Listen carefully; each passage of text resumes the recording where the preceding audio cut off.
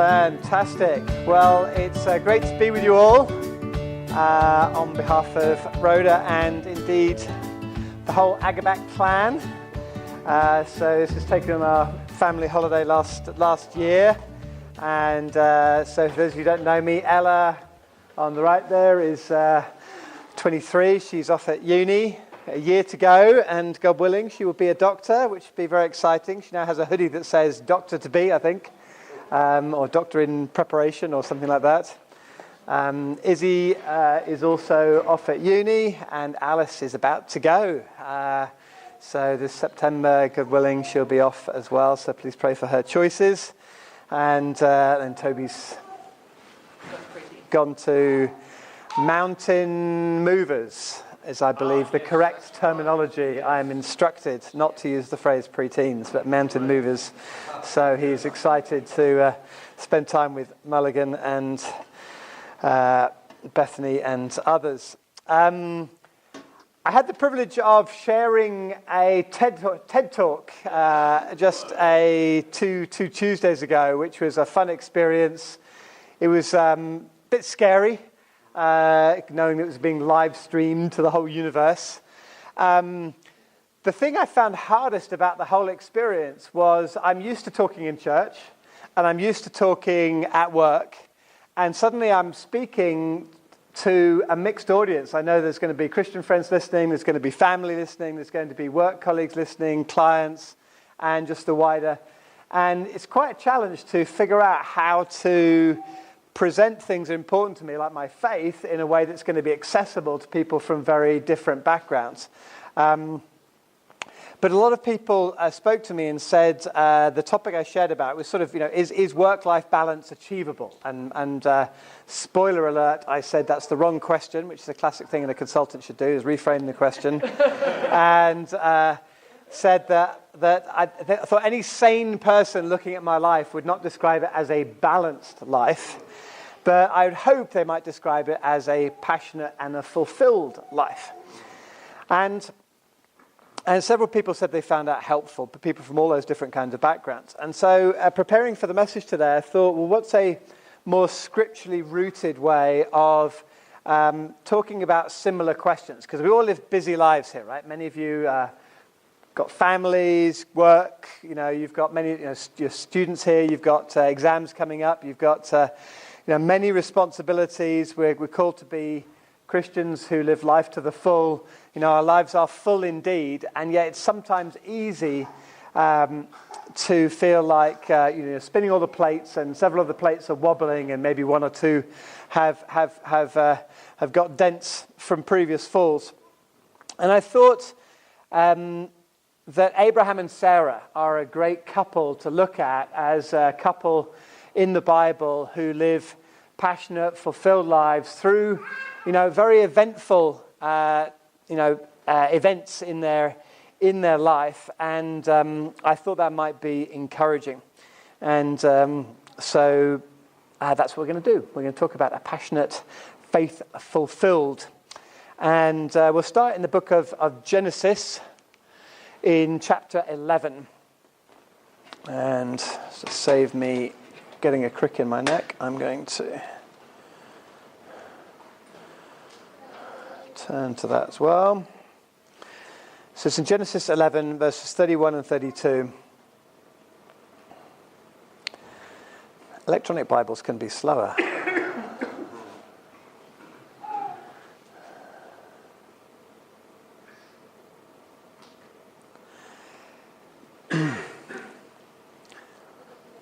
So Terah took his son Abram, his grandson Lot, son of Haran, and his daughter-in-law Sarai, the wife of his son Abram, and together they set off from Ur of the Chaldeans to go to Canaan.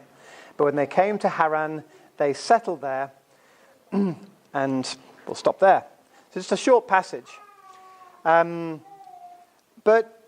normally when we start the story of Abram, we start in chapter 12, which continues immediately after this verse, and that's God's call to Abraham to leave the place he's come from and go to Canaan, to go to the promised land.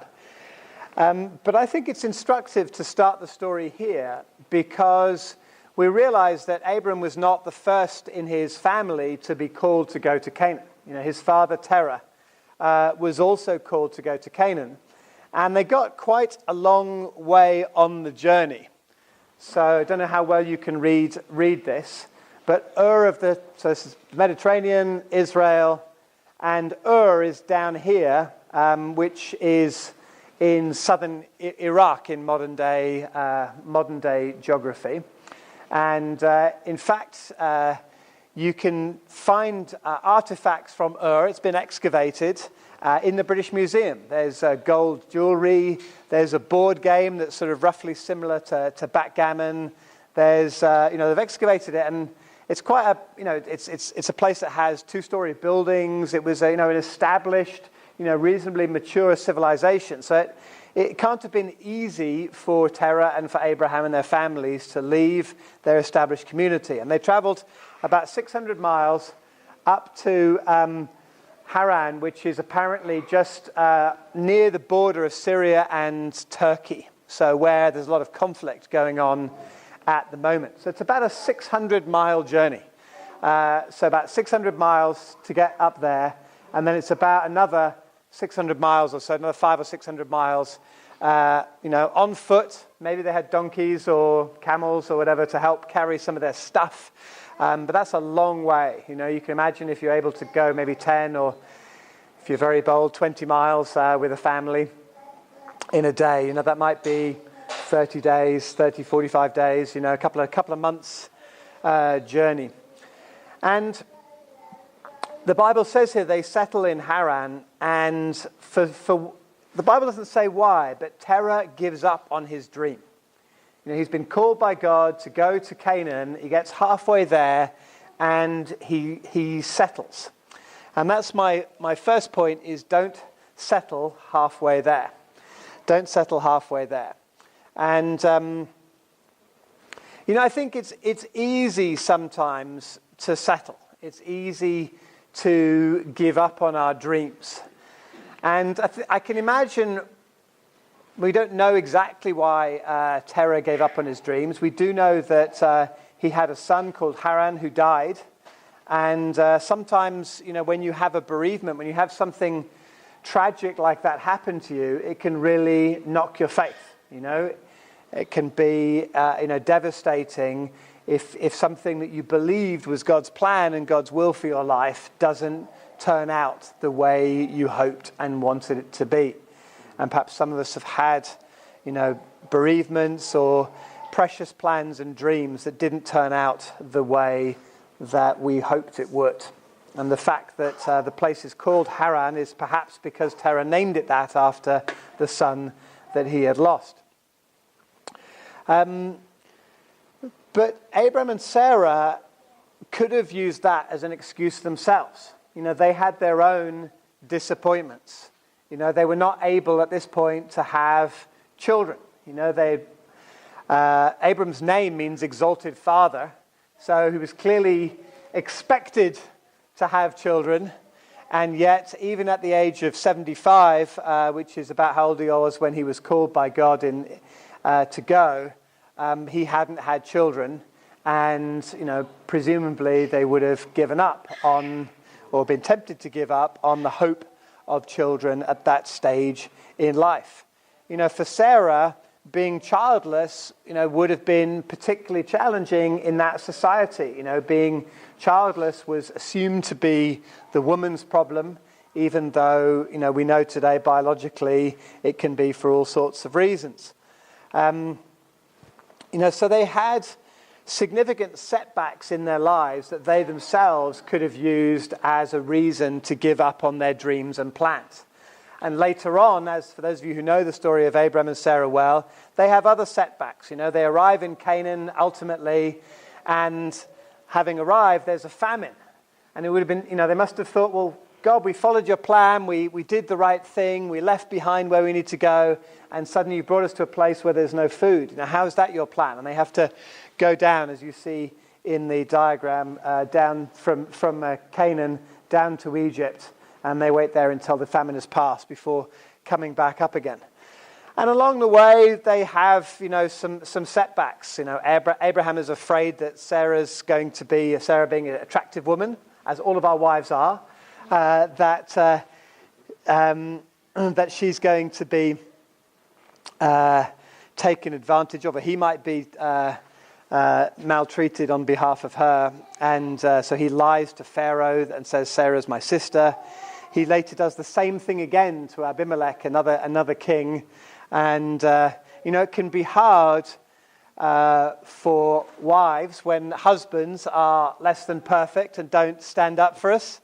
It can be hard as husbands to recognize you're not quite the man of faith that you would like to be, to lead your wife, to lead your family some of the time.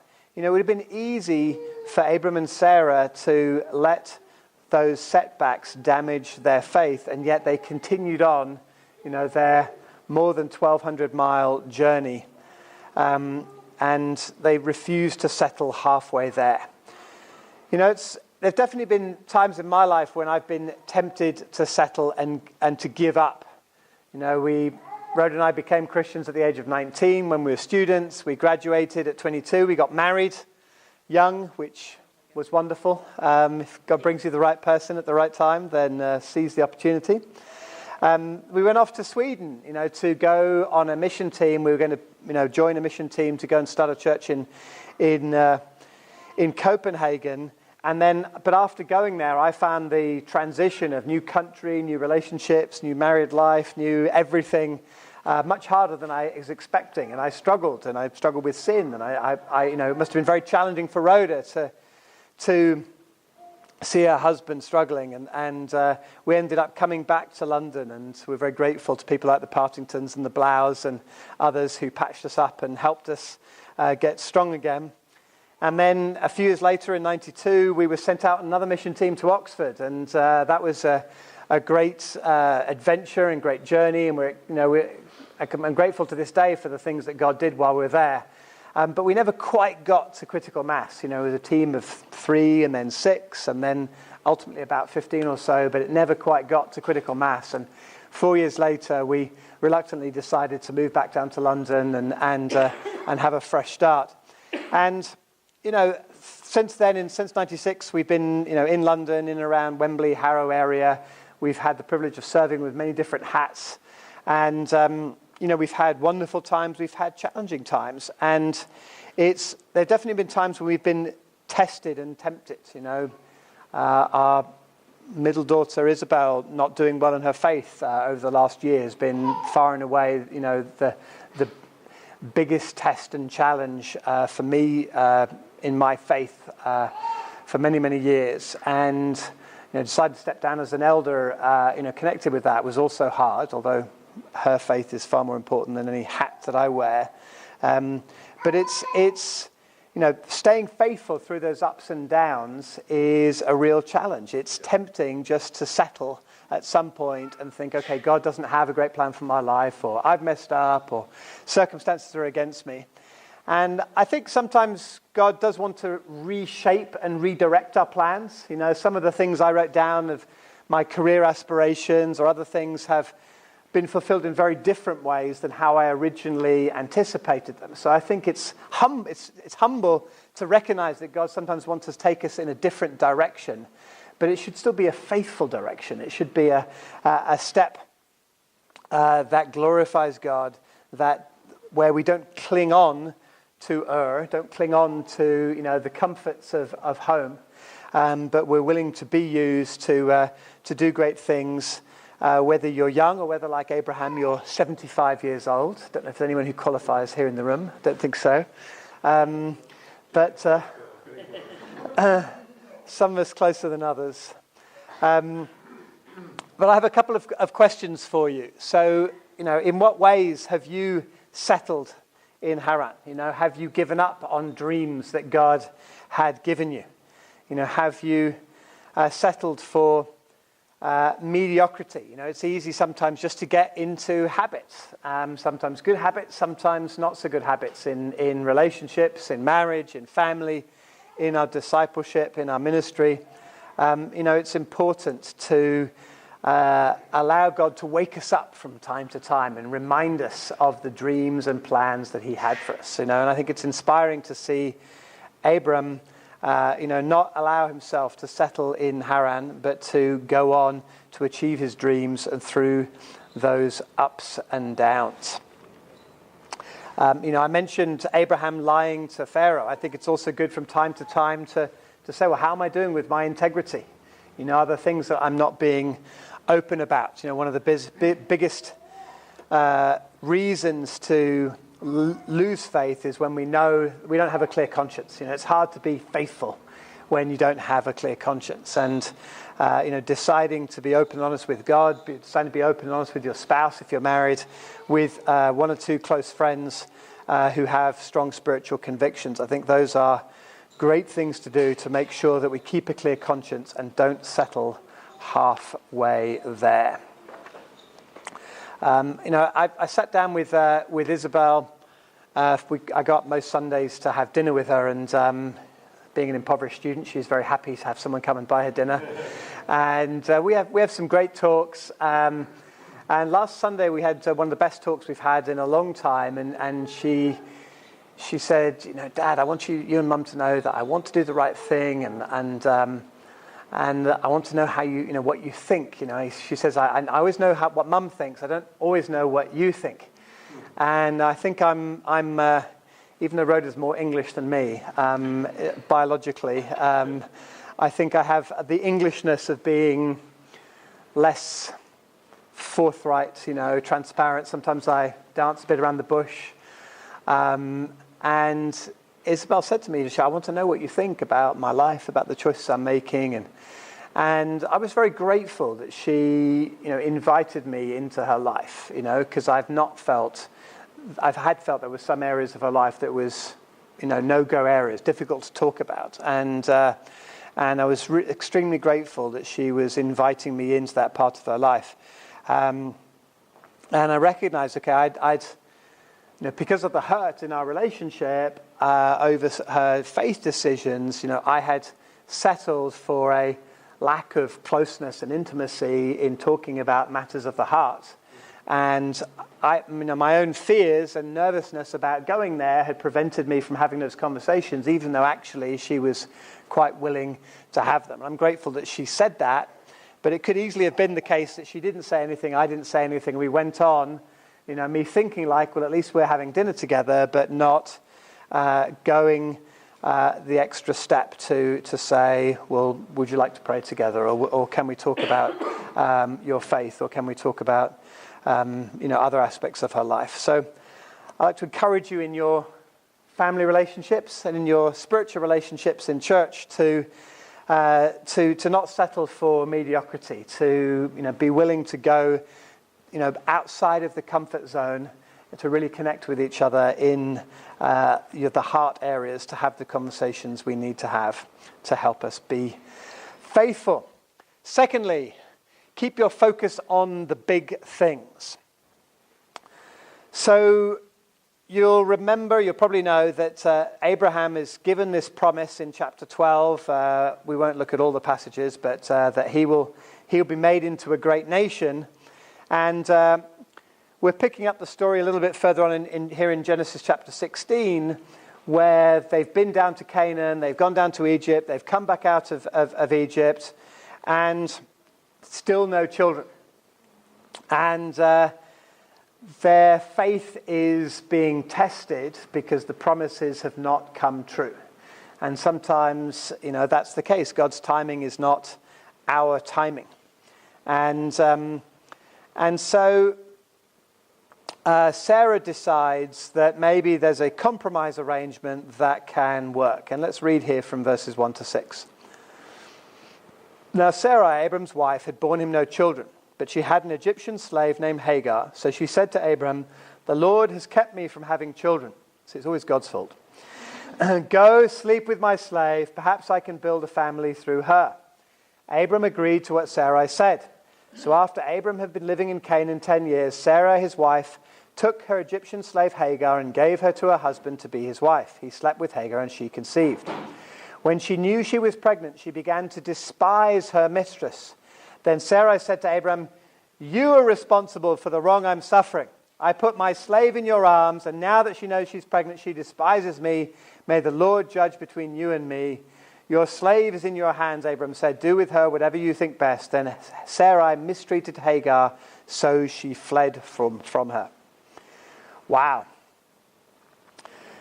So, side point, I recommend having only one wife, okay? Top tip. Amen. Hopefully we all agree with that point.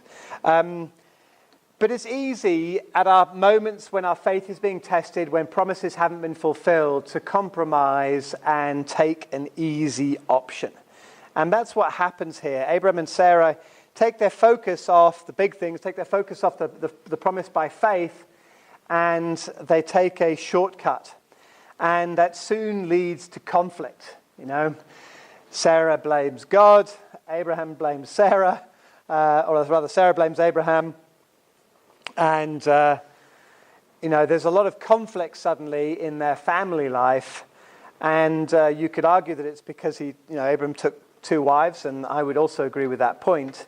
But I think there's a wider point that they lost sight of their promise. They lost sight of the passionate faith. They lost sight of the brave decisions that they had made early on in life. And suddenly there was a lot of conflict. And I've noticed that I can be the same. You know, when I'm doing well spiritually, when my eyes are fixed on the prize, I'm an encouraging person to be around. When, things go wrong at home, I smooth them over and I'm an encouraging, faithful dad. When my faith is not fixed on God, then suddenly little things that happen at home become a source of enormous conflict. And I start, moaning and complaining and tearing down my family rather than building my family up. And, even in the church, I think when I'm doing well, when things go wrong, I'm like, okay, what can we do? What does God want to teach us? How can we learn from this? How can we go on? When I'm not doing well, when things don't go right in the church, I nitpick, the font on the slides or, spelling mistakes or other things that annoy me. Which are not actually, central matters of the faith. And, so I think it's good to ask ourselves from time to time, what annoys me? Are you upset over the lostness of the world? That's a big thing. All right. Or are you upset over the fact that your wife didn't make your tea quite the way you like it to be made this morning? Or, whatever your pet peeve might be. It's easy to get carried away. And a couple of questions, what are the topics over which you most have conflict? Jesus had a lot of conflict because he took a stand for what's right in terms of the big things. It's easy for me sometimes to end up in conflict over irrelevant matters, whether it's in the family or at work or in the church. And on it, think about it. How do you need to reconnect with God in order to make sure you're focusing on the most important things? Thirdly and finally, we should renew our faith through worship. When I started reading through the story of Abraham, I thought, well, what was it that enabled him to remain faithful through all the ups and downs that he experienced? And as I read through, I came across these passages. In chapter 12, it says from there he went towards the hills east of Bethel, pitched his tent with Bethel on the west and Ai on the east. There he built an altar to the Lord and called on the name of the Lord. And that's when he sort of first arrived in the promised land. Then later on, chapter 13, he went to live near the great trees of Mamre at Hebron and pitched his tents. Abraham was a very intense guy. There he built an altar to the Lord. And everywhere he went, he wanted to worship and to honor God by where he lived and by how he lived. And then this is the most powerful for me. Genesis 22, by this point, Abraham, he's now Abraham,